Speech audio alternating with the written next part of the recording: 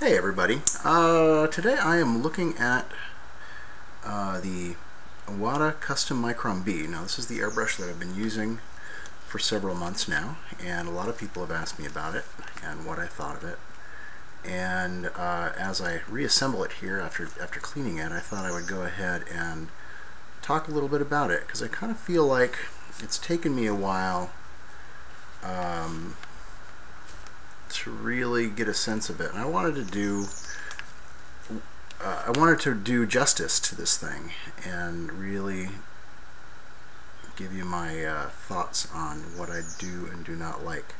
And right now I'm doing one of the things I don't like. It's got one of those tiny grain of rice tips that are very tough to get in. Anyway, but as I do this, I will discuss the brush.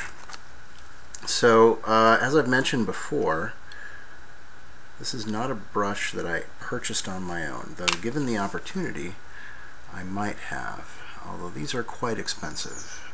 In fact, they are one of the most expensive airbrushes on the market right now.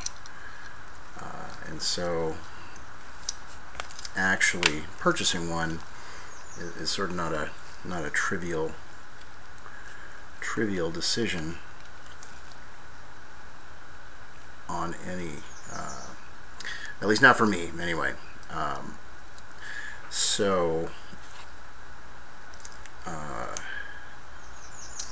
Sorry. This is sort of a delicate operation. Anyway, the Custom Micron B is a fine line airbrush. The tip is a 0.18 millimeter tip, which puts it on the lower end of things, and it's really meant for doing super fine work, illustration work, but as far as doing miniature work goes, I can't imagine painting miniatures without a fine line brush anymore. I spent a lot of time working with my Iwata Eclipse and trying to jump through hoops to get that thing to do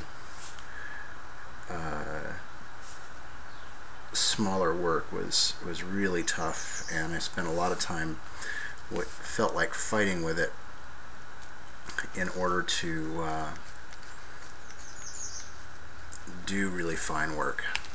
But with this, I can do, and if you take a look at this video here, I can do super fine lines, and that allow me to really get in and shade and highlight a 28 millimeter miniature, for example.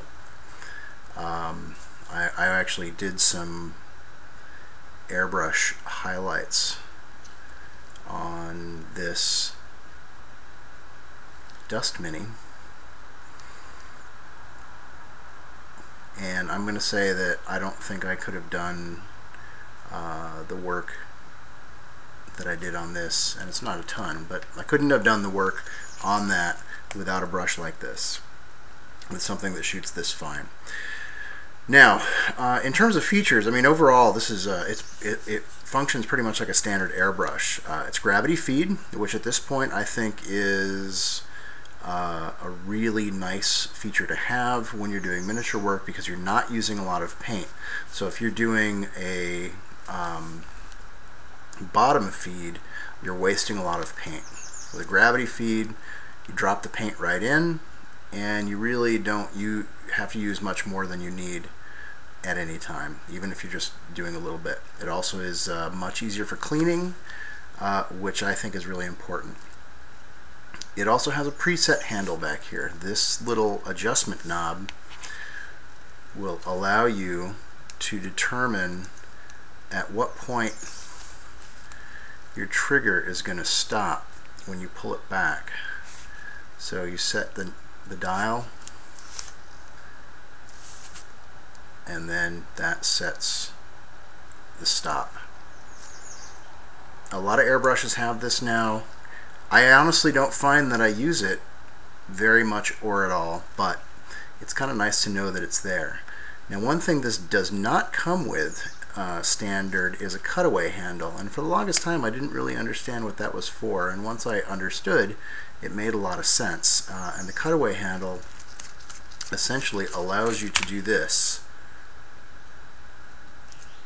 without taking off the back. Why do you want to do that?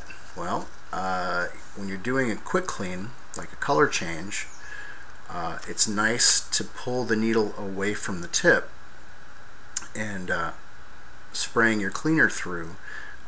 You get a better clean when you do that. You get more material moving through the airbrush. You can buy one for this, but it does not come standard with it. There's also another feature that I wish that it had. Whenever you're doing super close work, you're generally going to want to remove the crown tip. It just gets in the way, it collects paint, it drips that paint on your work. Most people, when they are using their airbrush, will tend to, if they've done this for a while, will tend to remove this. The primary reason it's there is to protect your needle from damage, because needles are really expensive and you don't want to be damaging them all the time. But when you get in close, you don't want this thing in the way. You can't really get as close as you might want if you're going to do a fine line, or if you're trying to do very fine work. And like I said, it builds up paint, so that's no good. On the Grex that I had, the solution for that was to magnetize the crown tip so that it just sat there with a magnet holding it, and when you wanted to take it off, you just popped it straight off. With this, of course, it's threaded, as it with most airbrushes, so that's a feature that I kind of miss from that other airbrush. The cutaway handle, yeah, I'm kind of missing that now too.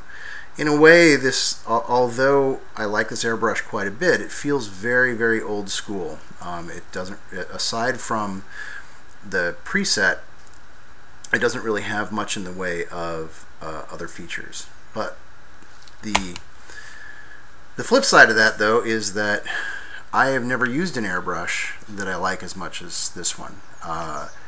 It sprays very well. It sprays very controlled. I rarely have any problems with it. When I get, if I'm using an airbrush paint, I almost never have problems with it, and now when I'm mixing up my own paints, I rarely have problems with it, with clogging. Now, part of that might be my own knowledge in terms of thinning paint, but I do get a feeling that the airbrush is helping. The only other airbrush that I've used that comes close to this one in terms of the fine line ability was the Renegade, I think, that I tried out.